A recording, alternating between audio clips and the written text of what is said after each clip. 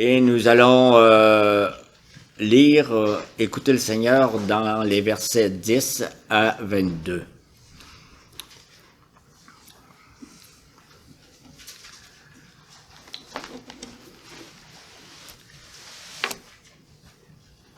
C'est le Seigneur qui parle à Moïse au chapitre 25, et il dit au verset 10, « Ils feront un coffre en bois d'acacia.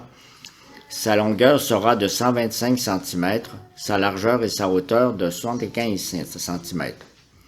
Tu le couvriras d'or pur à l'intérieur et à l'extérieur, et tu lui feras une bordure d'or tout autour. Tu fondras pour lui 4 anneaux en or, et tu les mettras à ses 4 coins, d'un côté, 2 d'un côté et 2 de l'autre. Tu feras des barres en bois d'acacia et que tu couvriras d'or. Tu passeras les barres dans les anneaux sur les côtés du coffre pour qu'elles servent à son transport. Les barres resteront dans les anneaux du coffre et n'en seront pas retirées. Tu mettras dans cette arche le témoignage que je te donnerai. Tu feras un couvercle en or pur. Sa longueur sera de 125 cm et sa largeur de 75 cm. Tu feras 2 chérubins en or battu, aux 2 extrémités de ce propitiatoire. Fais un chérubin à l'une des extrémités et un chérubin à l'autre extrémité. Vous les ferez sortir du propitiatoire à ces 2 extrémités. Les chérubins étendront les ailes par-dessus le propitiatoire.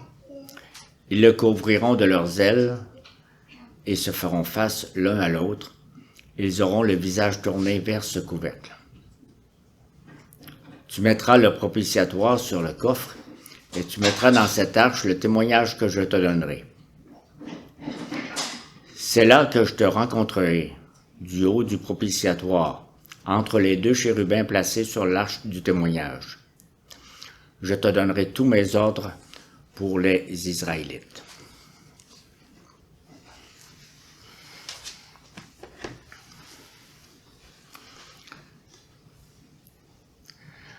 Prions.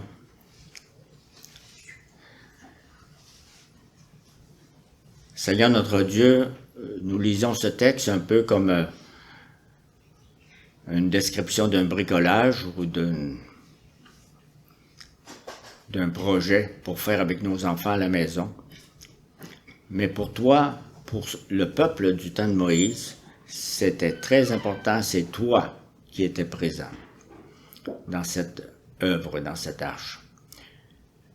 On te demande, Seigneur, ton Esprit Saint, pour venir apprécier ton œuvre et ta présence. En Jésus, ton Fils. Amen.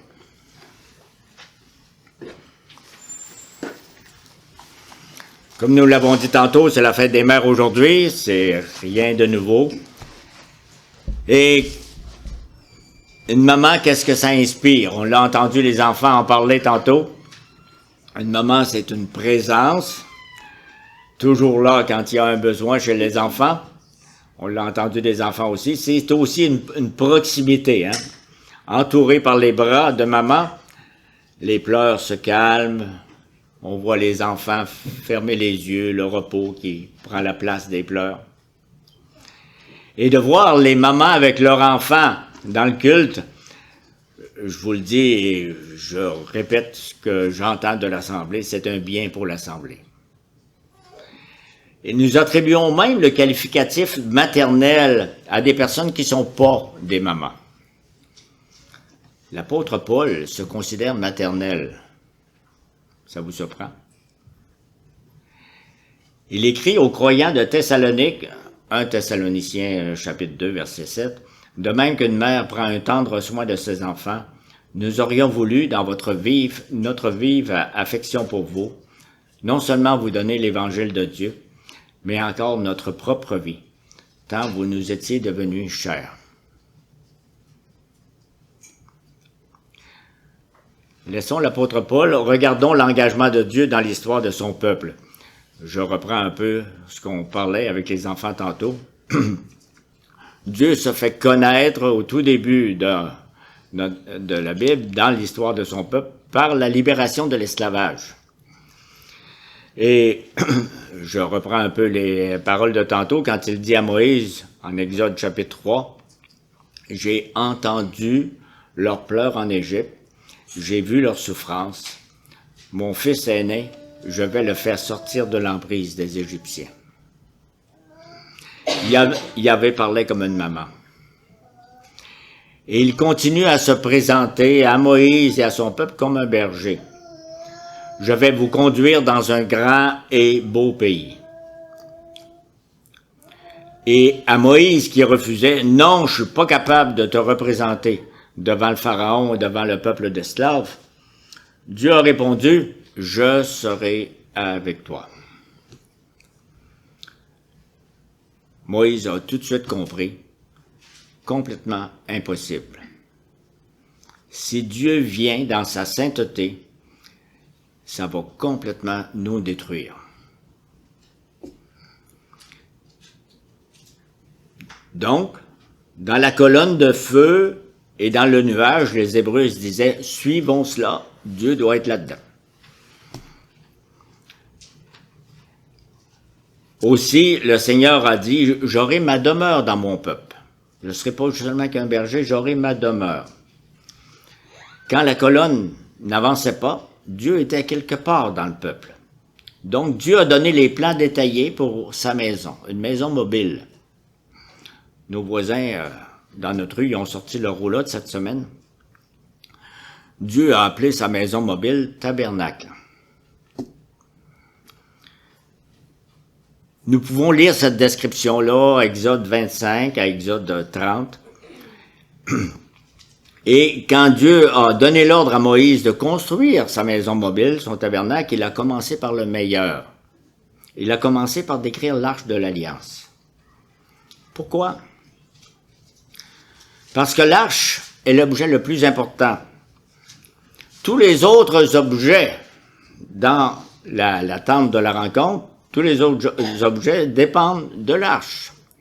Pour le peuple de Dieu qui arrive de l'extérieur et qui rentre dans la tente de la rencontre, dans le tabernacle, il faut commencer par se présenter à l'autel de bronze. Ensuite, le sacrificateur doit franchir toutes les étapes jusqu'à finalement entrer dans le lieu très saint. L'arche de l'Alliance, c'est l'un des plus beaux symboles de Jésus-Christ. L'arche de l'Alliance nous annonce le plan rédempteur de Dieu en Jésus-Christ. Jésus-Christ était présent en Égypte pour que les esclaves soient protégés de la 10e plaie. Le sang de l'agneau peinturait le cadre de porte. Jésus-Christ accompagne les Hébreux durant leur marche vers le pays de la promesse. Donc, cette arche est pas banale, c'est le reflet de la gloire de Dieu, c'est le reflet de la sainteté de Dieu, c'est le reflet de la grâce de Dieu. L'arche est d'abord un reflet de la gloire de Dieu.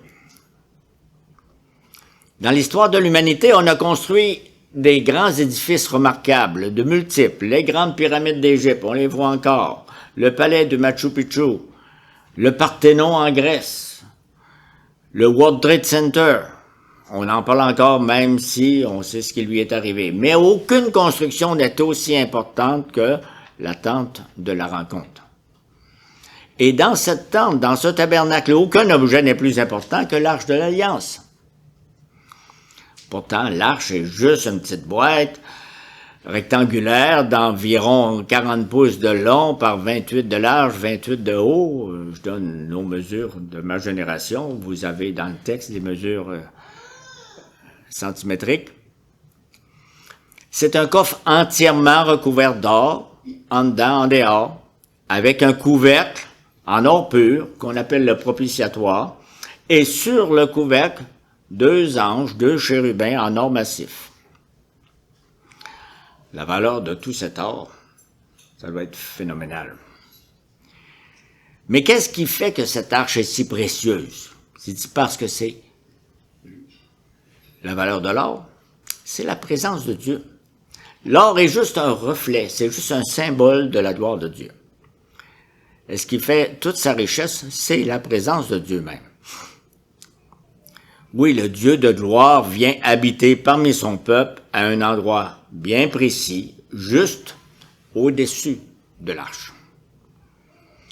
Nous lisons au verset 22, « Je te rencontrerai du haut du propitiatoire entre les deux chérubins placés sur l'arche du témoignage. » Souvent, on représente ça un peu comme un siège du roi, un trône royal. Nous avons ici une représentation symbolique de la gloire céleste. Au ciel, Dieu est plein de gloire et de majesté. Il est entouré d'anges qui l'adorent continuellement. Mais ce Dieu plein de majesté, il a bien voulu s'abaisser.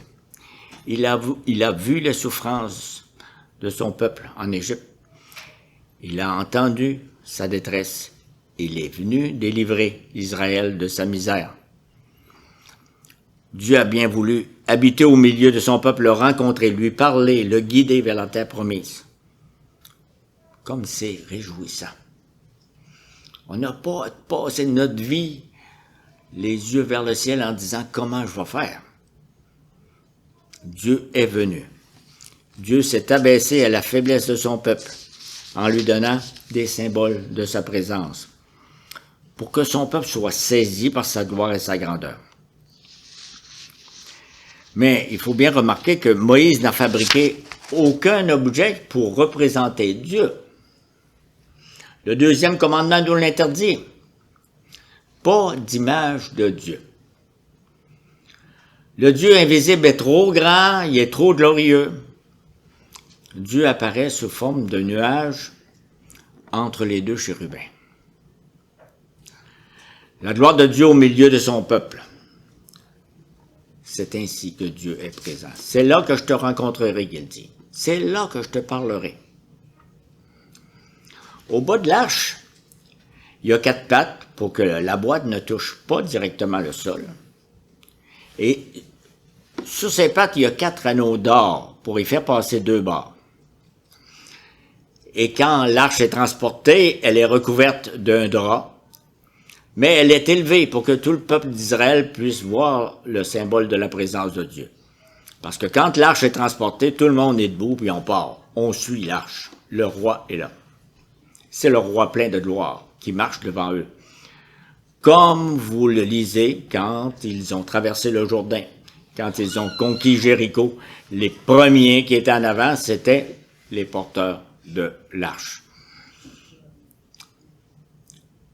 Aujourd'hui, cette arche est perdue depuis longtemps. Pourtant, elle fascine encore bien des gens. Vous pensez peut-être, vous avez écouté, si vous êtes de ma génération, les aventuriers de l'Arche perdue. On court après parce que... Pourquoi? L'Arche est comme une boîte magique qui donnerait des pouvoirs spéciaux selon ce film.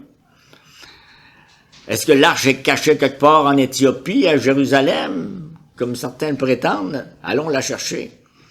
Est-ce qu'elle est détruite depuis longtemps? Ça n'a pas bien d'importance, je fais. La prédication ne portera pas là-dessus. Parce qu'autrefois, l'arche était spéciale pour une raison, parce que Dieu était présent. Mais tout ça, c'est terminé. Pourquoi? Parce que Jésus est venu. Dieu est venu demeurer sur notre terre en son Fils Jésus. Nous l'avons lu tantôt dans Jean, chapitre 1. La parole a été faite chair, elle a habité parmi nous, pleine de grâce et de vérité. Et nous avons contemplé sa gloire, une gloire comme celle du Fils unique venu du Père. Et ensuite, Jésus est remonté au ciel dans sa gloire. Nous allons célébrer l'Ascension cette semaine. Il nous a donné son esprit pour faire de nous le temple du Saint-Esprit. Aujourd'hui, la gloire de Dieu est tout spécialement présente parmi son peuple. Cherchons pas le coffre doré, cherchons l'Esprit Saint qui a été donné. Est-ce que vous êtes à la recherche de quelque chose de spécial? vous voudriez aller dans l'équipe des aventuriers de l'Arche perdue? Regardez à Jésus-Christ. Il est au ciel plein de gloire et de majesté. Soyez attachés à sa présence sur terre. Soyez attachés à son Église. C'est le temple de Dieu sur terre. L'Église, en elle-même, elle n'a rien d'attirant. On est bien moins attirant que le coffre doré, parce que nous sommes pécheurs, pleins de défauts. Mais n'oublions pas que Dieu est présent parmi nous dans sa gloire. On peut vraiment le rencontrer. Il voit nos détresses, il nous délivre, il nous parle, il nous dirige vers la terre promise. Ses sens maternels, ses sens de maman envers nous sont exactement comme quand il entendait les pleurs de nos ancêtres en Égypte. Le roi de gloire marche avec nous. Quelle joie! Il n'y a rien de plus riche que la présence de Dieu parmi nous. Et tout cela est là pour que nous soyons saisis par sa gloire. Il faut continuer parce que l'arche de l'Alliance est aussi le reflet de la sainteté de Dieu. Tous les objets dans la tente de la rencontre sont saints, mais l'arche, c'est l'objet le plus saint. Pour se rendre jusqu'à l'arche, dans le lieu qu'on appelle le Saint des Saints, nous traversons le voile pour entrer dans le lieu le plus saint, et nous entrons avec crainte, admiration et révérence. Il y a une seule personne qui peut passer le voile, le grand sacrificateur, il a le droit d'y rentrer, puis pas quand il veut, une seule fois par année, le jour de l'expiation, avec lui du sang qui provient de l'autel de bronze. Pour le reste, il est strictement interdit d'y entrer et essayer de rentrer là, comme certains ont essayé de faire durant le voyage dans le désert, ils sont morts. Parce que Dieu est saint. Un exemple en passant, je le raconterai vite, mais vous savez que c'est assez tragique. Le verset 15 nous dit que les bords de l'arche doivent toujours rester dans les anneaux. Pourquoi? Parce que s'il fallait glisser les bords dans les anneaux, il faudrait toucher à l'arche. Et même pendant le transport, tu touches seulement qu'au bord, jamais à l'arche lui-même, sinon c'est la mort. Et vous vous souvenez de l'histoire d'un équipier de David qui était dans l'équipe pour transporter l'arche du pays des Philistins jusqu'à Jérusalem. Et puis pour pas que la boîte tombe, il a mis la main dessus et vous savez qu'il est mort sur le coup. L'arche est sainte, car Dieu est saint. C'est une grande leçon pour nous. Faisons très attention de ne pas traiter Dieu à la légère. Écoutons attentivement sa parole. Adorons-le avec une grande révérence.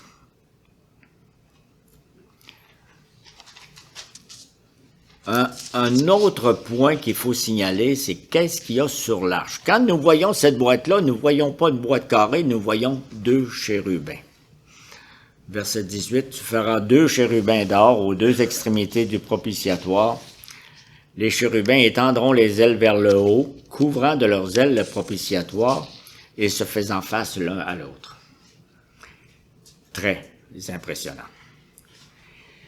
Et ça n'a rien à voir avec la peinture de Renaissance qui nous présente les chérubins comme des beaux bébés joufflus avec leurs petites ailes sur le dos et des belles fesses roses. Les chérubins ne ressemblent pas à ça. Les chérubins dans la Bible sont des anges puissants, dangereux, redoutables.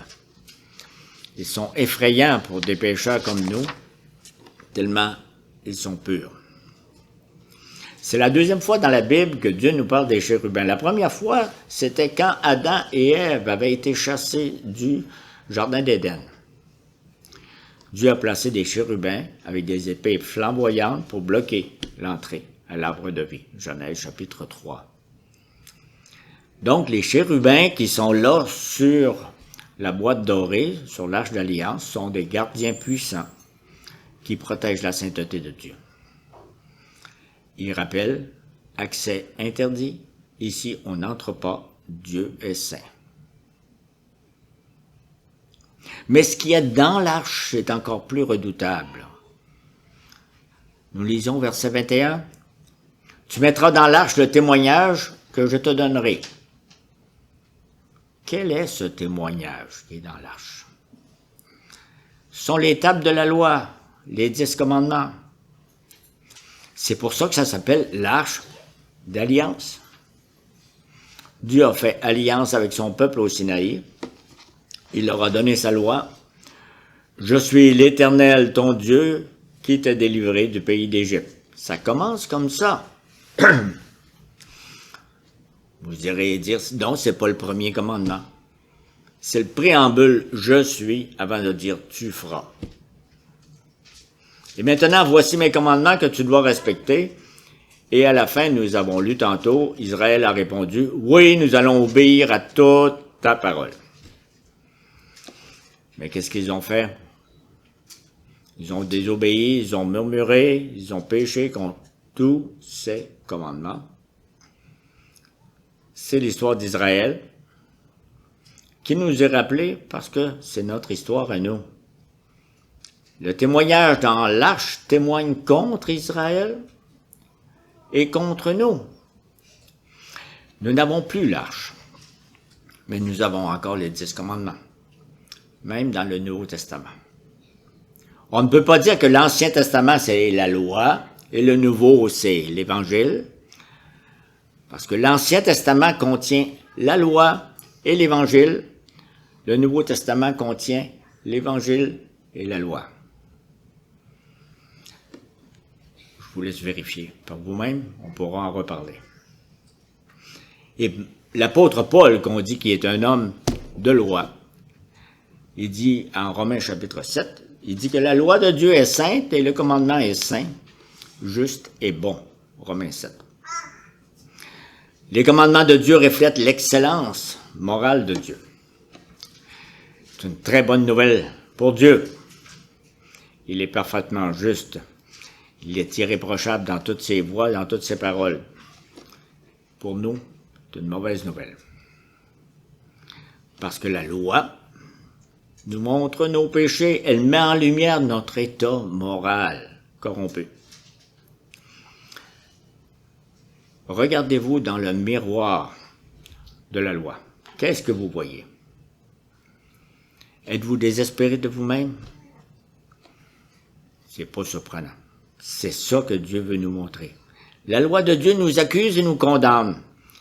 Elle est incapable de transformer un cœur de pécheur. Elle est incapable de donner la vie à des morts spirituels. Elle nous montre que nous avons besoin d'un sauveur. Et Dieu, dans sa grâce, a délivré Israël. Il a fait de nous son peuple. Il vient habiter avec nous. Mais dans sa justice, il a pour son peuple des exigences très élevées. Il ne nous demande rien de moins que la perfection, l'obéissance parfaite. Vous serez saints car je suis saint. Alors, comment entrer dans sa présence? Comment vivre devant Dieu sans mourir? C'est pas fini. L'arche de l'Alliance est un reflet de la grâce de Dieu. Regardez bien comment les objets sont placés. Revenons à la construction de cette arche. Sur le dessus de l'arche, les puissants chérubins protègent la gloire de Dieu. À l'intérieur de l'arche, nous avons les tables de la loi qui reflètent la sainteté de Dieu. Mais entre les deux, qu'est-ce que nous avons? Nous avons un couvercle qui s'appelle le propitiatoire. On n'entend pas souvent ça, même dans le Scrabble aujourd'hui. Propitiatoire. Le couvercle est exactement de la même grandeur que le coffre. Il ferme le coffre complètement. Et Dieu ne voit plus la loi qui nous condamne. Le mot propitiatoire veut nous dire que Dieu devient propice. Dieu change d'attitude envers des pécheurs à cause de ce couvercle-là. Il était en colère contre nos fautes, il ne l'est plus. Sa colère est apaisée. Voilà la bonne nouvelle. La loi n'est pas partie. La gloire de Dieu est toujours là. Mais il y a quelque chose qui cache notre état de la gloire de Dieu. Et exactement qu'est-ce qui se passait sur ce couvercle, sur ce propitiatoire? Il y a une fois par année, le grand sacrificateur y versait du sang sur ce couvercle, sur le propitiatoire. Il y avait un animal qui était sacrifié à l'autel de bronze, et l'animal est puni à la place des pécheurs. Le grand sacrificateur prend son sang, il entre dans le lieu très saint et il verse le sang sur le propitiatoire. Le sang couvre les péchés du peuple et Dieu ne voit plus les péchés. Sa colère est apaisée parce qu'il y a un être qui a payé pour les autres, en paix avec Dieu. Tout ça se passe dans la présence de Dieu, devant sa gloire. Quelle belle image de Jésus-Christ. Aujourd'hui, les chérubins ne sont plus à l'entrée du jardin d'Éden. Ils ne bloquent plus l'accès vers Dieu. Ils laissent entrer librement le grand sacrificateur qui représente le peuple devant Dieu. Remarquez bien un petit détail au verset 20. Les chérubins auront la face tournée vers le propitiatoire.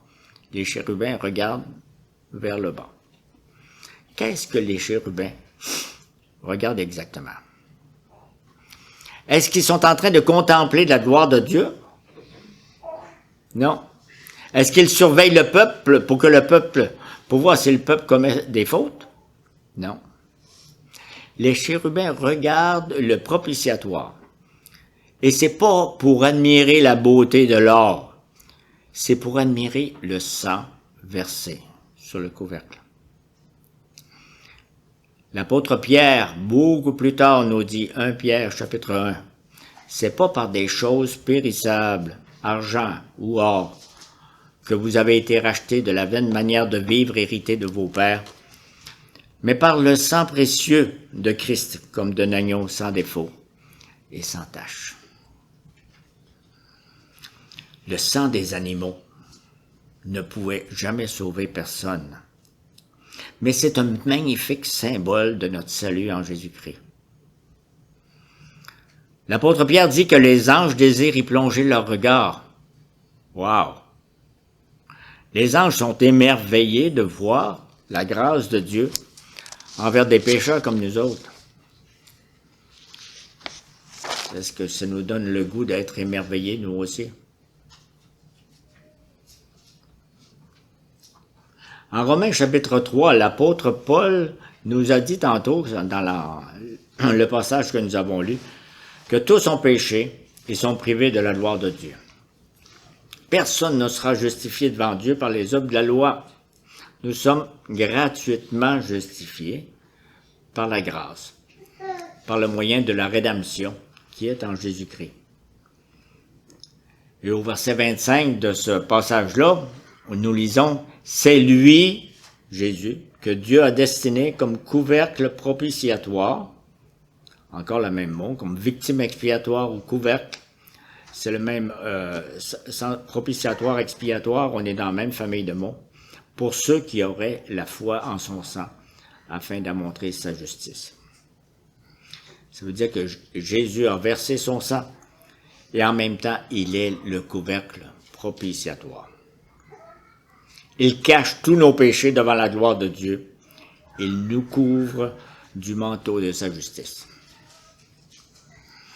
Lui, il a parfaitement obéi à tous les commandements qui sont dans la boîte.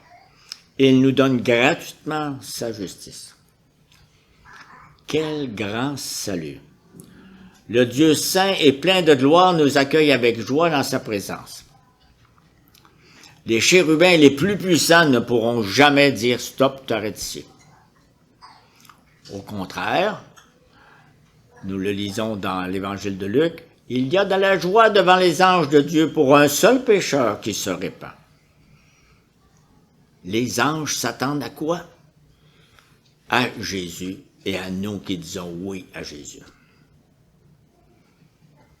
Aujourd'hui, il n'y a pas beaucoup de poussière ici, même si on n'aime pas le décor, on n'est pas dans le désert. On n'avait pas ça, le tabernacle, cette maison mobile.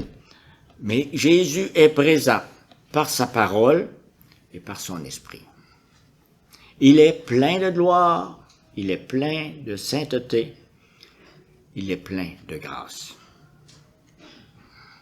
Il nous offre son salut et ça ne coûte rien. Tous ceux qui refusent de croire en lui, Jésus leur réserve le pire pour la fin. La terrible colère de Dieu et le châtiment éternel dans des souffrances épouvantables. Mais, il y a un mais, tous ceux qui se repentent et qui croient en lui, Jésus leur réserve le meilleur pour la fin. La joie éternelle dans sa présence glorieuse. Et c'est tout ce que l'Arche de l'Alliance vient nous raconter. Accrochons-nous à Jésus qui était présent dans la traversée du désert. Amen.